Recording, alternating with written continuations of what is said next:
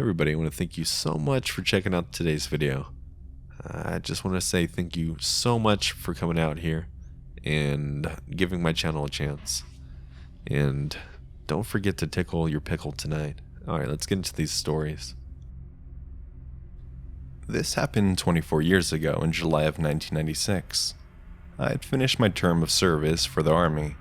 I was stationed in Fort Hood, Texas, and decided at midnight I would process and travel back to Wisconsin. All day I was anxious to go that I had trouble sleeping. Finally at 23:45, I got out of bed and went to sign out with the desk sergeant. Of course, knowing people wanted to sign out at midnight, he decided to do his rounds. You can't leave until you get a final sign-off with the sergeant and turn in your room key. So I waited and waited, and finally at 02:45 he returned. I turned my key in and got to sign off at 03:00. I was on my way at first, and I was so full of adrenaline that I felt I could drive for days. Unfortunately, that adrenaline didn't last long, and by the time I was getting through Dallas, I was nodding off. I decided just past Denton that I would pull over at the next rest stop and take a quick nap until the sun came up. I could barely keep my eyes open, and when I came to a stop, I pulled over and got out of my car to get some air and throw something away and get a look at my surroundings. There were only about 3 other cars and 2 semi-trucks there. It was a picnic stop, and not a rest stop, so no restrooms. I threw my trash away and glanced over at a poster of a few missing persons, but I didn't really pay attention to any of it. I went back to my car, which was a basic Geo Metro. No radio, no power windows, no power locks. I cracked the windows and turned on the boombox. I had some fun tunes and laid down to get some sleep. I was only asleep maybe 5 or 10 minutes when I felt my car shake just slightly. I cracked an eye open and looked. I didn't see anything, so I blew it off and went back to sleep. Then I heard what sounded like my door handle being pulled and scratching on the door key. I then sat up quickly, but I didn't see anyone there. I looked at all the windows and didn't see anyone, so again I shrugged it off as me being tired and laid back down and turned up the radio. Being a Texas night in July, it was hot, but I was so tired I just laid back down. A few more minutes later I heard the door handle again, and the car really shook. I sat up quickly and saw a man standing at the passenger side looking in. Even though it was hot and humid, he was wearing a red sweatshirt with the hood up and I couldn't see his face. Being young and dumb and just out of the military, I yelled at him, "What the fuck do you want?" And he just stared at me like an idiot and got out of my car. Mind you, I'm only 5'6", but I was pissed.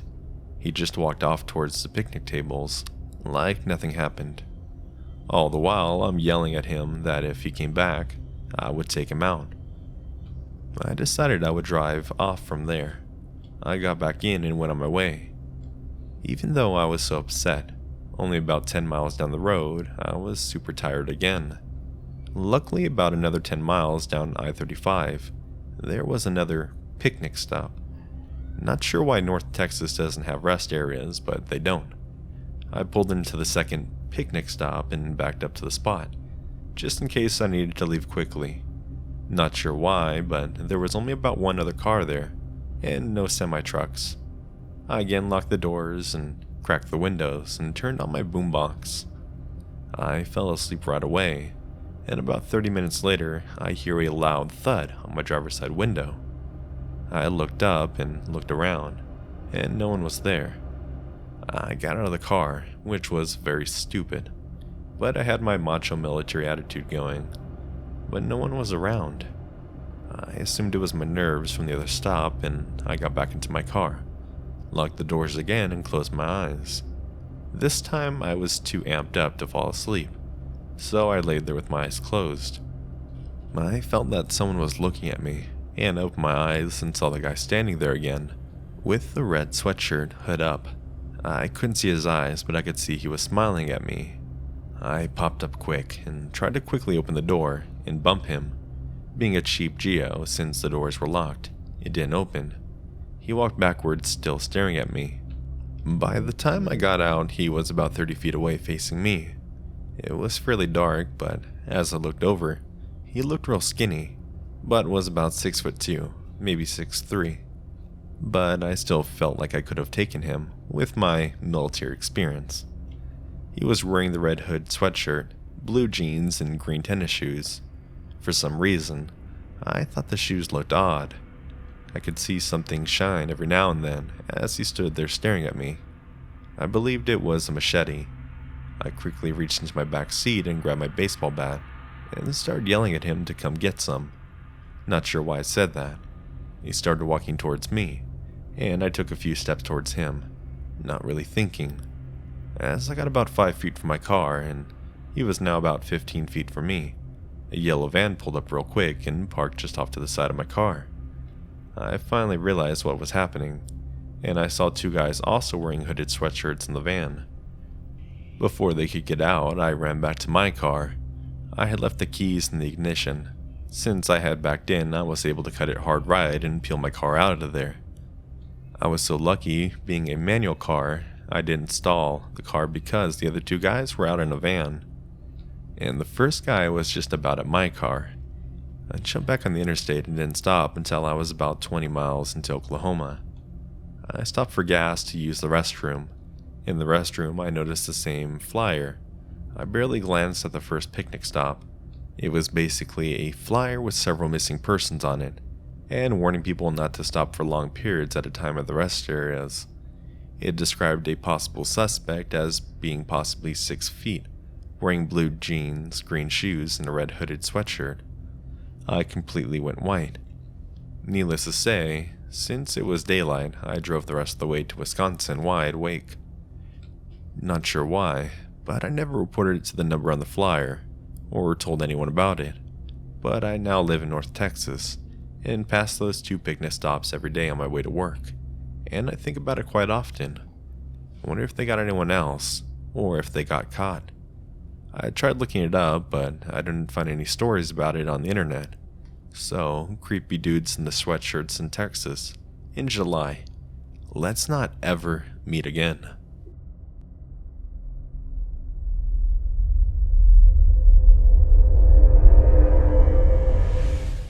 Several years ago, I was maybe 19 or 20. We lived in the state's capital. Some family friends were coming to visit us during that summer, and my mom wanted to cook a particular dish for them.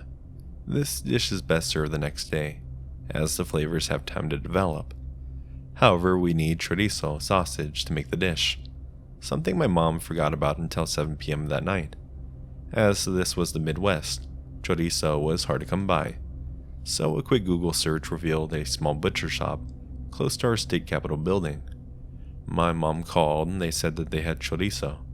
Dad volunteered to go get it, and I agreed to go along because I was bored. We got into our nice Cadillac Escalade. This is important to note. Plugged in the directions into the GPS and drove down. While we were maybe 100 yards away from the state's capitol building, which is actually pretty nice. The neighborhood this butcher shop was in was not as nice. Streetlights were out, windows were dark. Houses had peeling paint. Some were boarded up and there were no cars in sight, or anyone else around. Not even walking their dogs. Something about this place gave me a weird vibe, and I mentioned it to my dad that we should get the hell out of there. But we had a mission, and good luck trying to convince my dad to change his mind about something. We go into the butcher shop, and I don't know how in the world they managed to run without a visit from the health inspector, but holy cow, was it bad. It was hot and sticky inside, and I didn't hear any humming from the display cases, meaning the cooling elements weren't working. Inside the grimly display case are pork trotters, pig ears, pork belly, etc., and flies were buzzing. The floors haven't been mopped or even swept in God knows how long. How do I know this? Because we're leaving shoe imprints, and our shoe prints were the only ones there. As I pretended to busy myself by browsing the shelves, in reality I was scanning the store and watching the exit for trouble, because I did not feel right being there. Dad asked the husband and wife manning the counter about the chorizo, to which they responded that they had sold all out of the last of it, but they had plenty of fresh ingredients to make our own, for the right price. As Dad was trying to get his way out of their haggling, and asking for directions for the closest grocery store, I noticed movement outside the smudge and smeared glass store. There were 4 blurry-looking shadows outside, close to our car, which wasn't just the only car out there, but a beautiful Escalade with all the bells, whistles, and had just been detailed. In other words, we were a giant bullseye. Thinking fast, I pretended to look at my phone. "Hey, Dad, Mom asked Luisa if she had plenty of chorizo," I said, a bit more cheerily than I intended, before Dad could ask what the heck was going on. I grabbed his arm and tugged him. After a quick thank you, we got out of there. Fortunately, the blurry shapes were gone. My knees were like jello, wobbling, and I was still on the adrenaline high. Dad was looking at me confused. "Hey, we don't even know Luisa," he said as he unlocked the car door. "I know. I just wanted to get out of there because I had a bad feeling," I admitted, as we both got in and locked the doors and turned on the ignition. The car's headlights turned on, and not even 10 feet away were the 4 blurry shapes. They were just standing there. They were 4 men, middle-aged, dressed in jeans, t-shirts, and caps. I noticed one of them was holding a crowbar, and they started walking towards us. I screamed, "Dad, get out of here!" He didn't need to be told twice. Dad gunned it, and the Escalade, which is built not only for beauty but speed, accelerated. The men jumped out of the way, and we took off down the road. We didn't stop until we were home. My mom was more glad that we're okay than about the chorizo, especially when she learned what happened. Fortunately, we were able to find some the next day at a reputable supermarket that specialized in Latino food. So, 4 guys dressed like thugs and carrying a crowbar, let's not mean.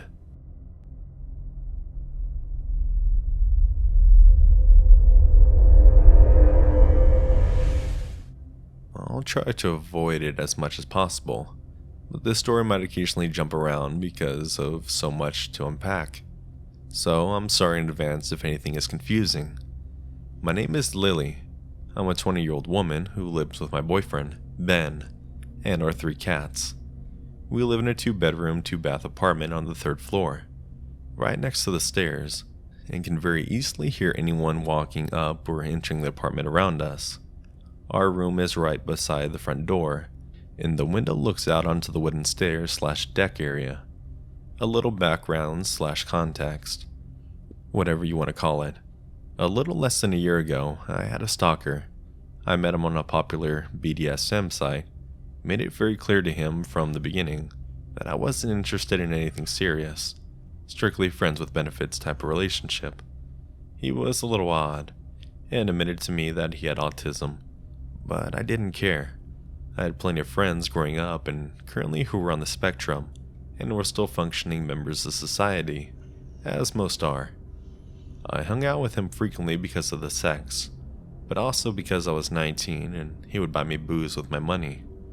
I started distancing myself from him when he began talking about this severe mental illness, specifically his predisposition of schizophrenia. I told him he needed to seek medical attention if he thought something was wrong, and tried supporting him. I tried backing away completely when he admitted to me he had dreams of murdering me, my dogs murdering him, and him having flashbacks to Auschwitz, where he killed children in his past life. I immediately cut contact with him, but made sure to record calls and voicemails. I had 2 jobs at the time, retail and food. When talking to my retail coworkers about him, many knew him and said this behavior was not new. Ben and I had just begun seeing each other at this point, but he, as well as my parents, strongly encouraged I file a restraining order. I told them I would think it over, but it was solidified when he showed up to my place of work, just to get food. I hid in the back of the restaurant and told my shift leader I couldn't go up there again until he was gone. I could tell he was skeptical, but said it was fine as long as I stayed busy in the back. I called Ben while back there to inform him of what was going on, and after hanging up and resuming my job, Ben showed up a few minutes after, made it very clear to my stalker that I didn't want to see him, but did not threaten the man. My boss later told me that while making the stalker's meal, he looked two coworkers in the eye and said, "I know Lily is in the back, hiding from me." My uncle is a retired lawyer, and therefore helped me take proper action against him. My stalker's lawyer and my uncle worked together frequently before my uncle retired, and struck a deal with my attorney, an uncle that would put the fear of God in him. After all of this, I have yet to see him again. Returning to the original story, Ben and I both night owls and also pretty antisocial. It was around 11:30 p.m., and Ben and I were chatting quietly with the lights off in our room. There was a neutral lull in our conversation when we were both on our phones, and there was a knock at the door to the tune of a shave and a haircut. We both froze instantly and stayed silent. There were a few more seconds of silence, and then the knock repeated. This pattern continued for about 5 minutes before I started freaking out silently to Ben beside me. We were both stark nude, and were expecting no one. Ben and I quietly walked out of the room and to the door, looking at other people and saw no one. Still freaking out, we walked to the kitchen and both grabbed steak knives to give ourselves some semblance of feeling safe. When attempting to go back to our room, the knock happened twice more, and Ben ordered me to the bedroom. I hid just out of sight in case things got ugly, and I needed to surprise attack whoever this was. He looked at the people again, and before I could whisper and ask if he saw anyone, he flung the door open and walked onto the balcony, still naked. I hissed at him to get back inside, and he just did that before locking the door again. He said no one was there and proceeded to lock us and the cats in the room for the night. We really hope it was the case that someone having the wrong apartment.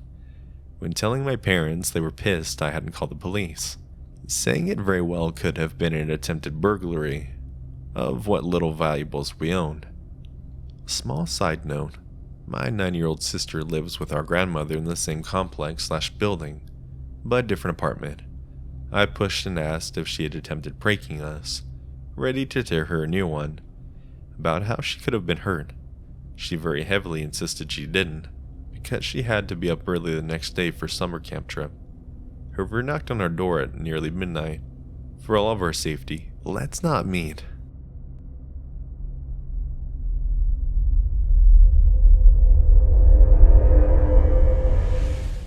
Okay, so a bit of backstory.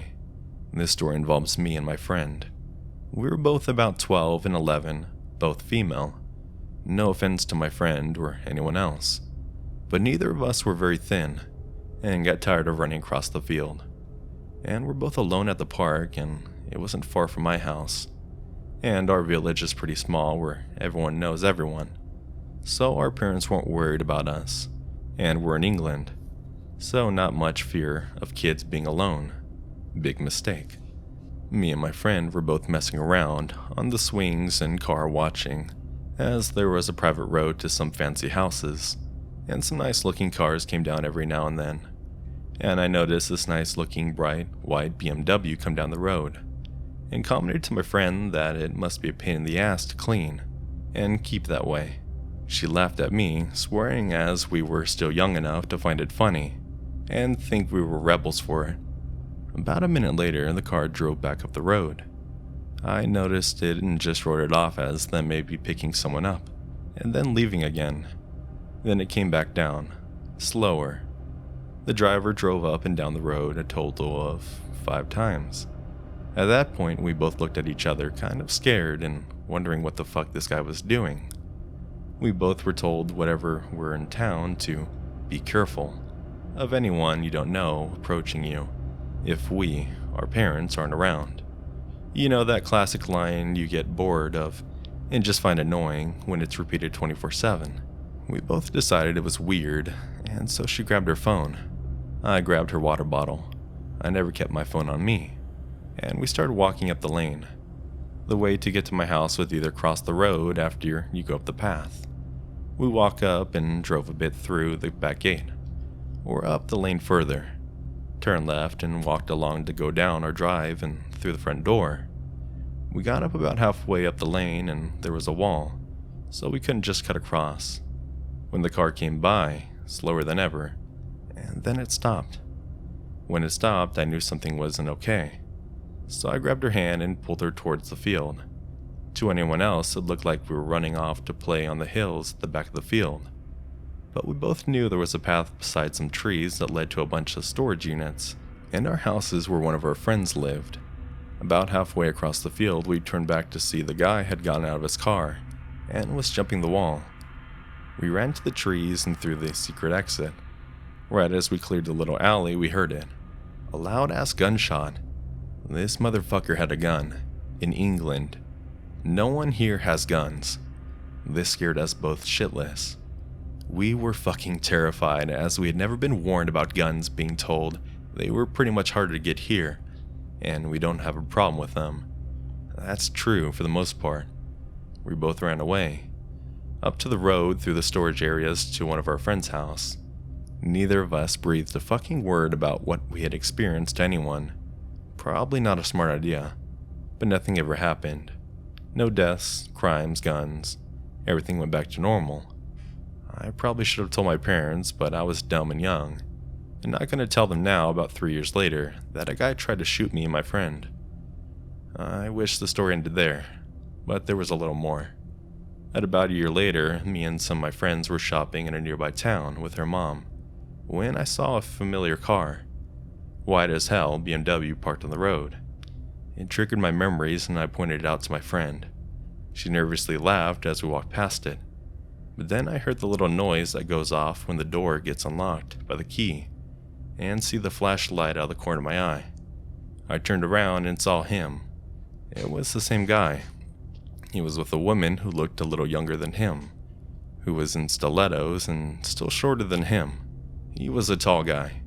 I whispered to my friend and she dragged me around the corner after our other friends hushedly ranting to me, asking whether he'd seen me, if I thought he'd recognized us, if I was sure it was him. She seemed more freaked out than me, and I did something I wish I didn't. I lied to her. He had definitely noticed us, but whether he recognized me, I didn't know. I told her I didn't get a good look at him, and that it had been a year and wasn't entirely sure.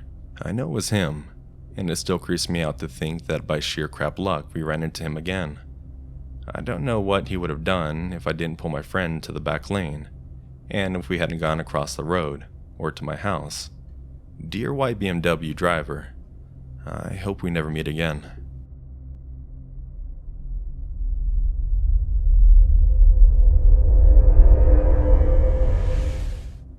I was on a hitchhiking adventure from BC, Canada to Antigua, Guatemala, which started in September of 2019. This post is taken from those notes in my journal, which I wrote as soon as I could after this insane experience. If you've ever hitchhiked before, you know how amazing it is, and how cool people you can meet. Out of thousands of rides across 40 countries, I've only had 2 bad and or dangerous encounters thumbing up. This was my second one. I was taking a break from traveling to find weed trim work in California, Nevada City, a beautiful little town with very interesting crowd, but got stuck a few towns over for not getting a ride all day. I ended up sleeping at night at the Love's gas station, which I'd done plenty of times before. I've slept in worse places. At least Love's has a bathroom. In the morning, I was a little more desperate to accept rides because no one was stopping, and it had already been a whole day. I just wanted to get out of there. A pickup truck is speeding past me and slams the brakes ahead, then slowly backs up. Inside, a woman and a man in their late 50s, and he says in a husky voice, "Where you headed, boy?" "Nevada City. Any distance helps." "Well, get in. We're going to Yuba." They seemed normal enough, even without most of their teeth and hair, so I jumped in and all happened in rapid succession. 1, I tossed my bag in the back and jumped in. 2, I shut the door. And 3, I noticed a pile of guns and bullets on the floor. And 4, before I have time to rethink my decision, we speed off. So, as I'm trying to assess whether or not I'm in danger, they start telling me how this guy just got out of jail for aggravated assault. How he beat the motherfucker so bad he can't think straight no more. And they both laugh. She's holding a seatbelt over his chest. They both smell like shit. And they start asking how much money I have. I think, yep, I'm not safe here. After hitchhiking all this way, I don't look particularly wealthy. I'm filthy, I need a shower. I look no more different than the stereotypical homeless guy. So I try to seem more poor than I am. And more, though, than I am too. I'm broke as fuck, man. That's why I'm going to the city. I'm hoping to make some cash trimming. That man looks me in the eye. Well, you'll find it alright. You'll find it good. Don't be afraid to do no dirty work. If people try, and they'll try to fuck you, you fuck them first. You get what I'm saying? Put your eyes on the goddamn road, Jesus Christ. The woman points forward, and he swerves back to the right lane. He asks me if I smoke, and knowing that California has legalized weed, I put 2 and 2 together. He's offering me a joint. So I say, yeah, I smoke. With a wild look in his eyes, he exclaims, great! And we turn off the highway and start down a dirt road. I'm more than worried. I look behind us. In the back of the truck is my bag, a chainsaw, pickaxe, and a plastic tarp over something. Didn't help my anxiety. Finally, we stop in front of a clearing. The woman takes out, not a joint, but a meth pipe. It's the first time I've seen meth pipe, and a lot of things start to make sense. While he lights up and exhales in the car, I've never seen smoke so white. I'm rolling the window down as fast as possible because I don't want to smoke that shit. The woman takes some as well, and they tell me how we're going to collect money that the woman owes them. That damn bitch is gonna pay today, one way or another. Damn straight. She better have the money. I'm gonna grab her, and you say, where's my money, bitch? Oh, she'll have it alright. She'll have it or else. Say, son, you ever steal something? 'Cause we can make $20,000 today. I don't know exactly how to answer this guy, and he repeats, $20,000 today. Here, smoke some of this. And hands me the pipe. Nothing like meth, ain't that right? I gently reject it and say that meth's not really my thing, which he surprisingly takes well and smokes some more meth, before putting it away and driving back towards the highway. His driving is terrible, swerving, speeding, hitting brakes abruptly, and starts trying to convince me to help them steal marijuana plants. You'll hold my gun, and I'll drill the hole, and I'll keep a lookout. Yeah, baby girl, we'll keep a good look. Now you gotta be careful if you hear the dogs, because them sons of bitches are nasty. Nasty. See this bite? And he reveals what looks like a terrible scar on his arm. I didn't really know how to get out of the situation, so I sounded as confident as possible, and said that I was meeting a friend to look for work together, and they would be expecting me today. We neared the end of Yuba City, where they pull over to the side. Well, it's your funeral. You don't want to eat, fine by me. But if you ever want that cash, you call me. Hands me his number. Hell no, I think. Thanks, I will. Quickly retrieving my bag, smiling nervously. The woman says with a wave, Take care now, God bless. And they speed off. I'm standing on the side of the road thinking, what the hell was that? Happy to be out of that car. Meth heads 1 and 2. Thanks for the offer to steal marijuana plants. But let's never, ever meet again.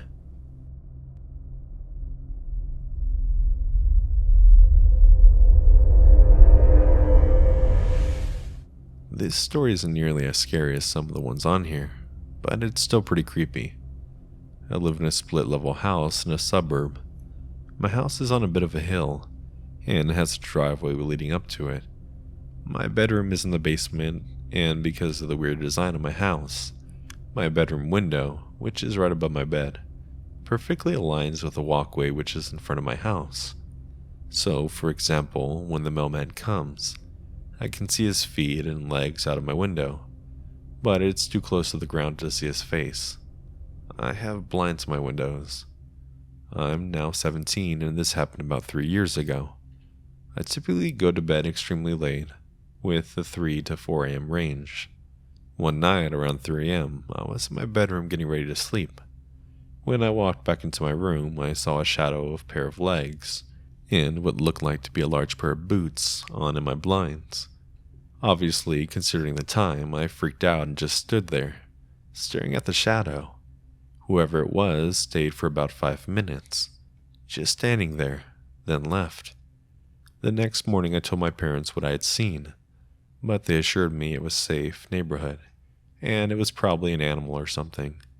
They didn't believe me, so I attempted to go to bed as usual the next night. Around the same time I heard the sound of footsteps outside of my window, and jumped off my bed and onto the floor. Again, the pair of legs just stood there for a few minutes. But this time, whoever it was knocked on the window. I sprinted upstairs to tell my parents, and they opened the front door. No one was there. They sent me back to bed, telling me my mind was playing tricks on me, because I was paranoid. I didn't really sleep that night. This thing continued happening for about a week. Every night at the same time, this person would come, stand there for a few minutes, knock a couple of times, and then leave. I never had the courage to open the blinds and actually look outside. On the 5th or 6th night, I begged my stepdad to stay up with me and wait until 3 a.m., so I could prove to him that this was happening. Of course, as these stories always go, the person didn't come that night. At that time, I wasn't sure how he knew my stepdad was with me. I figured out a few months later that when standing at the right angle, you can actually see straight through the blinds into my room. I'm guessing this is how they knew. Again, I was told that I was just being paranoid, and it was probably because I watched too many scary videos on YouTube. The next night, the person approached the window and I hid behind my bed as usual. However, this time, the person crouched down so that I could see the outline of their whole body. They put their hands up to the window and started violently banging. Then they started saying something, but I couldn't make out the words. I decided enough was enough and I was going to call 911. I crawled back onto my bed and grabbed my phone, dialing the number. They sprinted away as soon as I started dialing the number. Again, now, I understand that they could see me through the window and the blinds. Again, I ran upstairs to my parents, this time sobbing and desperately begging them to believe me. My stepdad took a bat and went outside. He came back with a scarf, which he said was still warm. Must have belonged to the person that left it accidentally. After that, I got new blinds and curtains. I never saw the person again, but I still occasionally look out of my window around 3 a.m. to make sure no one is there. I have no idea whether they had bad intentions, if they're just trolling me to have some fun, or if they were possibly on drugs or had some sort of mental condition. I get pretty creeped out thinking about the fact that they could have seen me clearly through the blinds. It makes me wonder what they saw, if they ever saw me changing or doing any other personal things. Creepy stuff. Either way, I'm glad to have never seen them again.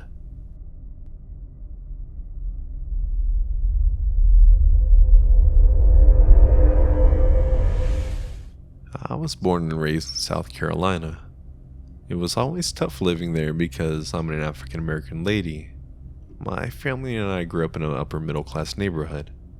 Both my parents are immigrants who worked hard to give my siblings and I a good life. So it was Saturday evening when my parents went out on a date. I was 14 at the time and they trusted I would be able to babysit my little brother and sister. I'd done this a million times before, so I wasn't worried. They left the house at around 8 and promised to be back no later than 11 p.m. Everything seemed perfectly fine at first. My brother was the first living room playing on his Xbox. I was on the couch near him using my phone, and my sister was upstairs in our room messing with her tablet.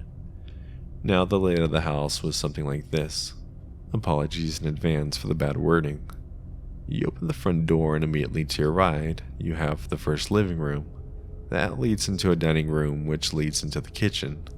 The kitchen is open and leads into the second living room.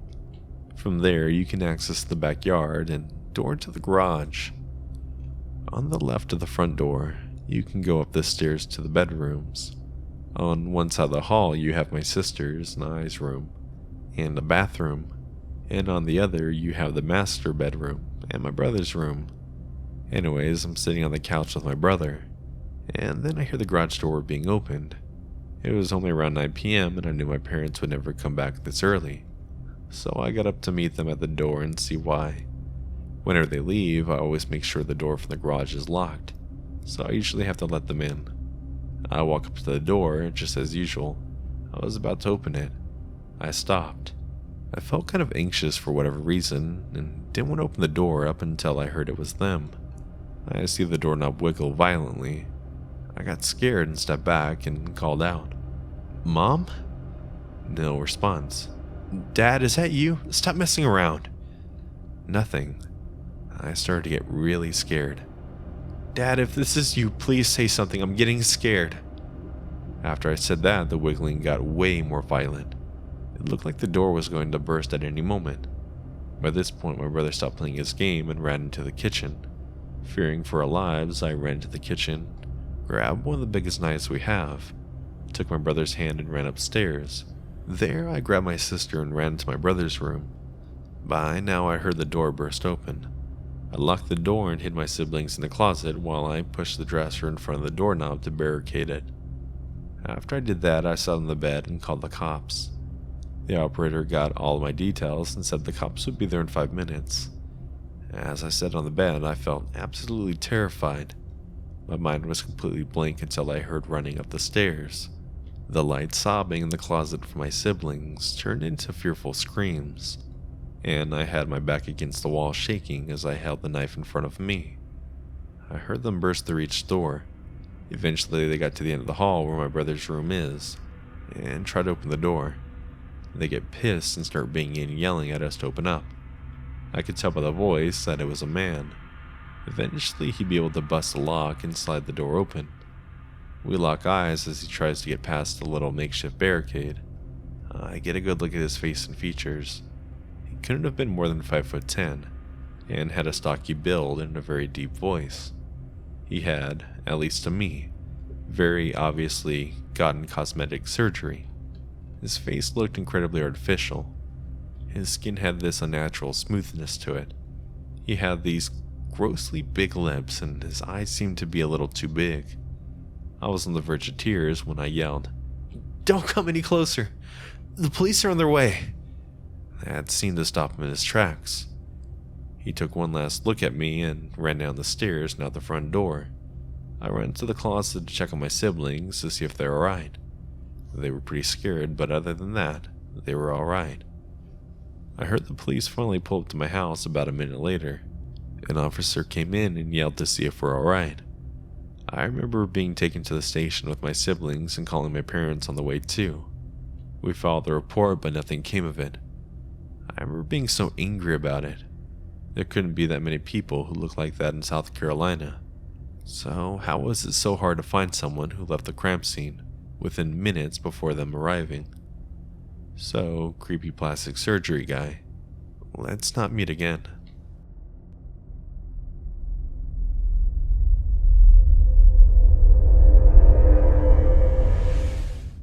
Hey friends, thanks for watching the video. If you have any suggestions for the next video, I'd love to see them in the comments down below. Also, don't forget to hit the bell icon and hit all notifications to get notified when I drop a new video or stream. And if you'd like to get early access to my videos before anyone else, please consider supporting me on Patreon, where you get that and some other fun perks for just $1 a month. And I also have my podcast now available with my past videos that can be found on all major podcast services. Also, I got some merch available over on Spreadshirt. All links to these and my social medias will be in the description field down below. And remember, Mega Foo has graduated.